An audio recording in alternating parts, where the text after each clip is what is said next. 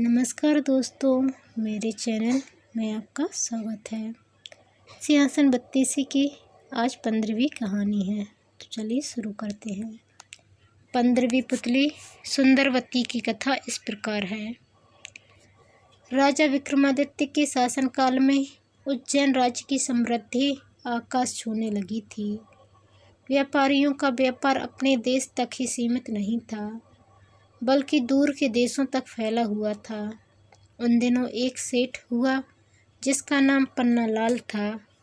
वह बड़ा ही दयालु तथा परोपकारी था। चारों ओर उसका यश था। वह दीन दुखियों की सहायता के लिए सतत तैयार रहता था। उसका पुत्र था हीलालाल, जो पिता की तरह ही नेक और अच्छे गुणों वाला था। वह जब विवाह योग्य हुआ तो पन्नालाल अच्छे रिश्तों की तलाश करने लगा। एक दिन एक ब्राह्मण ने उसे बताया कि समुद्र पार एक नामी व्यापारी है, जिसकी कन्या बहुत ही सुशील तथा गुणवती है। पन्नालाल ने फौरन उसे आने जाने का खर्च देकर कन्या पक्ष वालों के यहाँ रिश्ता पक्का करने के लिए भेजा। कन्या के पिता को रिश्ता पसंद आया और उनकी शादी पक्की कर दी। विवाह का दिन जब समीप आया तो मूसलाधार बारिश होने लगी। नदी नाले जल से भर गए और द्वीप तक पहुंचने का मार्ग अवरुद्ध हो गया। बहुत लंबा एक मार्ग था, मगर उससे विवाह की तिथि तक पहुंचना असंभव था। सेठ पन्नालाल के लिए यह बिल्कुल अप्रत्याशित हुआ। इस स्थिति के लिए वह तैयार नहीं था, इसलिए बेचैन हो गया। उसने सोचा कि शादी की सारी तैयारी कन्या पक्ष वाले कर लेंगे और किसी कारण बारात नहीं पहुंची तो उसको ताने सुनने पड़ेंगे और जग हंसाई होगी। जब कोई हल नहीं सूझा तो विवाह तय कराने वाले ब्राह्मण ने सुझाव दिया कि वह अपनी समस्या राजा विक्रमादित्य के समक्ष रखे। उनके अस्तबल में पवन वेग से उड़ने वाला रथ है और उसमें प्रयुक्त होने वाले घोड़े हैं। उस रथ पर 8-10 लोग वर सहित चले जाएंगे और विवाह का कार्य शुरू हो जाएगा। बाकी लोग लंबे रास्ते से होकर बाद में सम्मिलित हो जाएंगे। सेठ पन्नालाल तुरंत राजा के पास पहुंचा और अपनी समस्या बताकर हिचकिचाते हुए रथ की मांग की। विक्रम ने मुस्कुराकर कहा कि राजा की हर चीज़ प्रजा के हित की रक्षा के लिए होती है, और उन्होंने अस्तबल के प्रबंधक को बुलाकर तत्काल उसे घोड़े सहित वह रथ दिलवा दिया।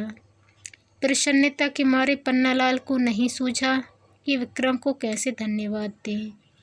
जब वह रथ और घोड़े सहित चला गया तो विक्रम को चिंता हुई कि जिस काम के लिए सेठ ने रथ लिया है, कहीं वह कार्य भीषण वर्षा की वजह से बाधित न हो जाए।